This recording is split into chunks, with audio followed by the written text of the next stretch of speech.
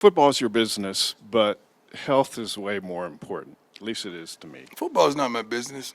Okay. Football is my passion, man. Football is like my lady. She's like my wife. Like, I love her. I do. So it's more than business to me. Business is the other stuff. That's business. This is my heart is in this. Do you feel, I mean, your health challenges has been as real as they get. Yeah, but that ain't got nothing to do with the win and loss column. You don't think so? No. I ain't playing. I wish the world I could. Especially corner right now. We're short. I wish I could go out there and play some corner right now. But no, I mean, but I got to do a better job in this whole thing. That's on me. Very small crowd here.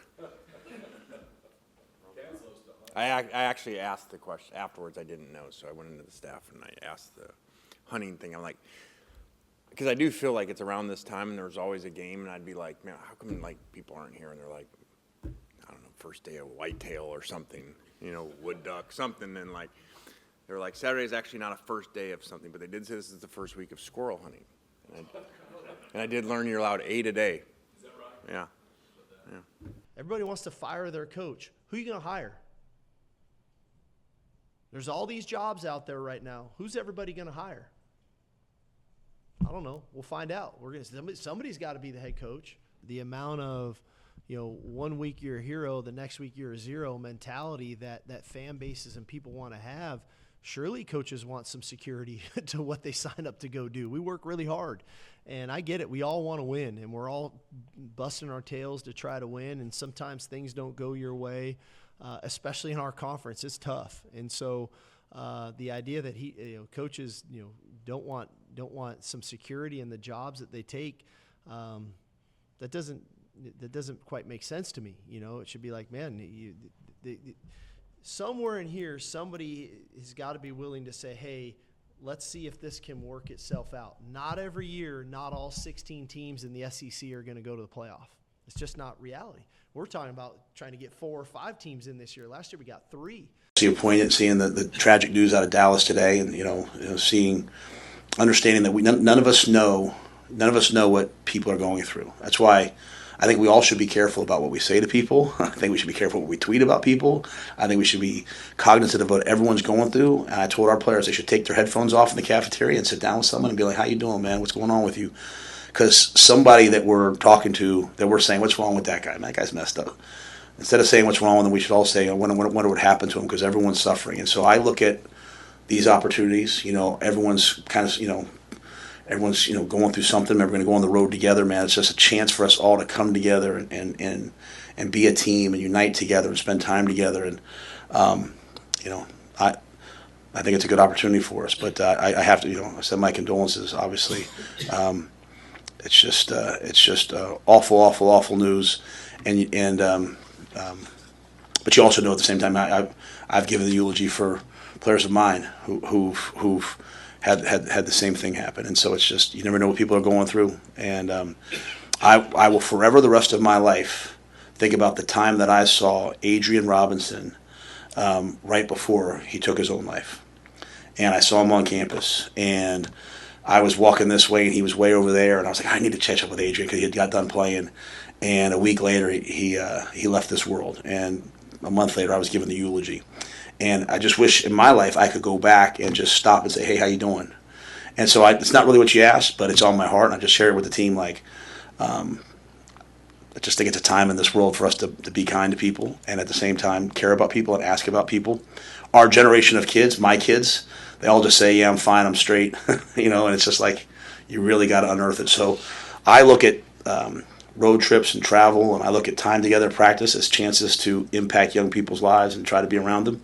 And I would encourage everybody to. I would encourage everybody today, with your own kids or the people you work with, just check on them, because that young man scored a touchdown just a couple days ago, and on the outside world you'd think he's at the pinnacle, but he's dealing with something, and I don't know what it was, but I pray for him and his family. So For that offensive line, is it a greater asset, their experience, or their physicality? Oh, I'll take physicality over experience all the time. Your experience, but I don't think I'm going to play you at right tackle this week because I don't think you have the physicality that we need. And so, I think physicality wins out. But no, the physicality is such a huge piece of this conference, right? And your ability to run the ball, your ability to create clean pockets, I think that's the thing that really in the last few weeks you've seen at a really high level is how clean the pocket has been for Marcel. And and then obviously he plays a role with his athleticism. When the pocket does break down, he can make things happen. But I think the group is really playing well together, and I think the physicality is a huge piece of it. Playoff rankings come out tomorrow. I know what you're gonna tell your team, regardless of what the number is in front of your team. But whether they're above the line they need to be at or below the line, how could you use either side of that to motivate them? I'm gonna use Saturday's opportunity to motivate us. Like that's what matters. It really, like me using that is I believe wasted time. I do. And if I sit in my office and try to come up with some way to utilize our ranking to use it as motivation, I'm wasting time that I need to be really using to prepare for this upcoming game on Saturday. I know our conference is tough. It really is, man. And it feels like a playoff game every week. And I don't know if it feels that way in all the other conferences. I just know in our league, surely it does, and I got a chance with it being an 11 a.m. kick Saturday. I got a chance to watch Florida, Georgia. I got a chance to watch Ole Miss, South Carolina. I got a chance to watch Oklahoma, Tennessee, and this is some high-level football and from teams that maybe don't have great records, but man, these teams are good, and I knew it was going to be that way. And so I don't know what's going to happen, with the CFP and who gets in and who doesn't. And when they really look at this thing, I just know in our league, it's really hard. It's really hard, and it's a credit to people who find a way to win every Saturday. I think there's a video going around of Vega helping one of the equipment managers push equipment up the tunnel. And I think about all the adversity you guys have faced in the last couple of weeks. How have you seen your team pull together, and maybe some of those leaders who have stepped up to help guide this team through a very difficult chapter here? Yeah, I am super proud of this team. I'm super proud of the leadership. These guys could have packed it in weeks ago. They could have laid down and quit. They refused to do that. When you see what Vanga did coming up the ramp and to jump across the banister and help out like that, it's a testimony to the guys that we have here in this locker room. It's a testimony to Penn State. And it's a testimony to the program of how things are run here. So we've got a locker room full of guys like that are willing to do things like that and just do things the right way. And, obviously we're going through, some tough times right now, but doesn't change our character. What happened that you were able to throw the ball vertically down the field? It's the first time we've seen it in a long time. We made calls to throw the ball down the field. Hey, thanks for watching. If you enjoy that clip, make sure you click subscribe somewhere down here. From game highlights to exclusive interviews and rankings, we've got everything you need as a college football fan right here, College Football on Fox.